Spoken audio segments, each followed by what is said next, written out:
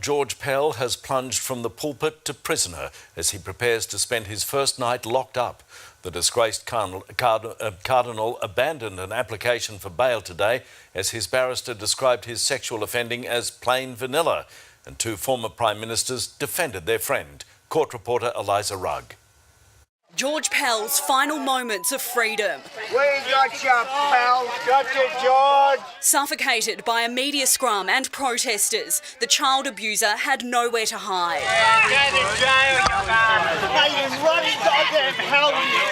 Hours later, neither did defence lawyer Robert Richter when his client was remanded in custody to await his jail sentence. How will he go behind bars?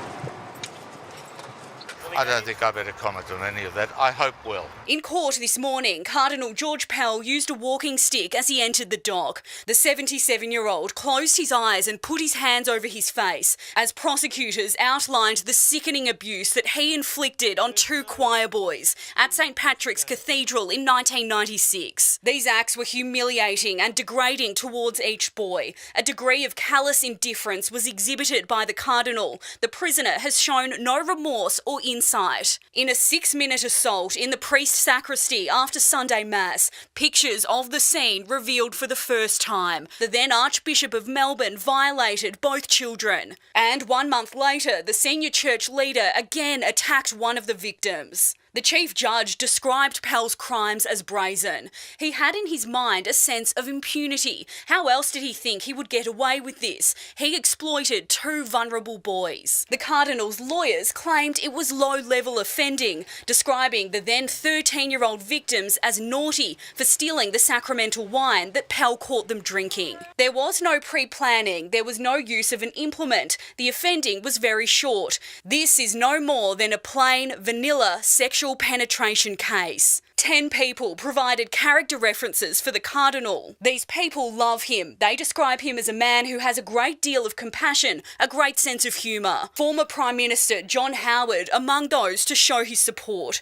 He did so after Pell was found guilty by a unanimous jury. In another twist to the case, 2 hours before the Cardinal was due to apply for bail at the Court of Appeal, his lawyers withdrew the application, saying in a statement that he believes it is appropriate for him to await sentencing. Mr Richter was taunted outside court. How can you sleep at night? I'd even defend you if you were I charged. beg your pardon. The Chief Judge was furious. An assault on counsel is an assault upon the court. I would want to see that person prosecuted. This is not a game. The maximum sentence for each of the 5 charges is 10 years in jail. Pell's team is campaigning for the average of 2 years and 3 months. Judge Kidd reminding the public, the Catholic Church is not on trial. I am imposing a sentence on Cardinal Pell on what he did. Pell will be sentenced on March 13, ending his former life at the Vatican and starting a new chapter behind bars and on the sex offenders register. Eliza Rugg, 9 News. George Pell is tonight at the Melbourne Assessment Prison in West Melbourne. Brett McLeod joins me now. How will the Cardinal be treated there? Well, his status as a cardinal will mean nothing here, Peter. Like anyone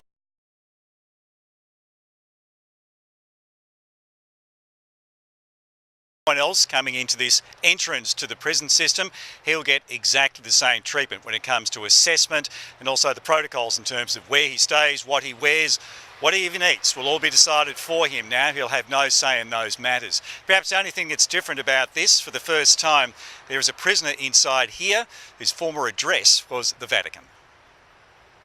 Soon after being remanded in custody, George Pell is transported towards his new home. The state's corrections chief says he'll undergo the same induction to the prison system as anyone else. We conduct thorough security risk assessments which help us determine where they're going to be placed and how they're going to be managed. And that includes protective requirements, medical requirements. More than 24 hours after the news broke, the fact George Pell has gone to jail continues to shock. From anti-child abuse campaigner Chrissy Foster. This is a very hard crime to convict on, and it's happened. It's a wonderful, wonderful thing. To the newly installed Archbishop of Melbourne. Left me very surprised, shocked at the outcome of this second trial. You're surprised a little he was bit convicted? Yes, I am. I have to accept that the court has come to this position. The court has heard the evidence, it's weighed the arguments, and it's come to the position that it has. I have to accept that. But it is going to appeal. Amid calls for Pell to be stripped of his Order of Australia, the Prime Minister has indicated that will happen if Pell's appeal fails. I was appalled and shocked, I think any Australian would be, to read of those events.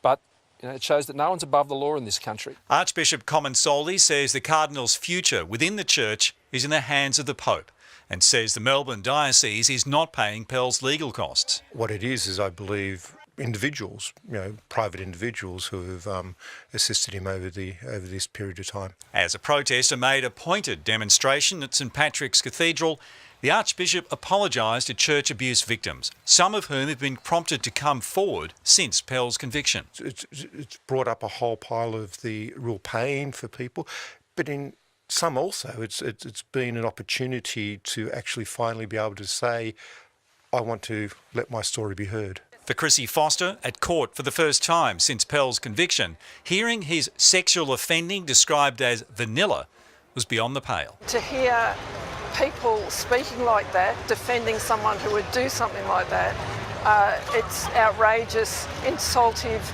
and that's what victims have to put up with. Archbishop Comensoli says his job now is to rebuild trust in the Church, even as he keeps in contact with George Pell. Will you visit him in jail if he goes? Yes. As soon as possible? As soon as I can get in, yeah. I stand by my friends. I'd stand by victim friends too. Brett McLeod, 9 News. And the Vatican is tonight under intense pressure to ban Cardinal Pell from the priesthood. It's described his conviction as painful as it grapples with a scandal that has hit the heart of the Church. Europe correspondent Michael Best reports from Rome. In a week where the Vatican hoped to find a way out of its child abuse crisis, came a response it was desperate not to make. This is painful news that, as we are well aware, has shocked many people, not only in Australia. The Church's statement was brief, offering prayers for victims, the utmost respect for the Australian legal system, and making it clear Cardinal Pell maintains his innocence and has lodged an appeal. He won't be banned from the priesthood yet. They should actually be doing it now, getting rid of him now and deflocking him. You've been convicted of harming children. No matter whether you appeal or not, you're still convicted of harming children. Cardinal Pell is prohibited from exercising public ministry and from having any voluntary contact whatsoever with minors. This case has struck at the heart of church hierarchy. Valentina Alizraki has covered the Vatican for 45 years. What's going on in your country means that there are no more untouchables inside the church. When George Pell was at the height of his power, he lived in an apartment here, a prime location in Rome, just outside the walls of Vatican City. It was in Rome too where Australian police first put to him what were then allegations of abuse. Now they're proven in court, and a guilty Cardinal Pell's term as Vatican Treasurer expired 3 days ago. We pray for all those who have been abused and for their loved ones. And we commit ourselves anew to doing everything possible to ensure that the Church is a safe place for all. The world, now more than ever, is watching and judging. At the Vatican, Michael Best, 9 News.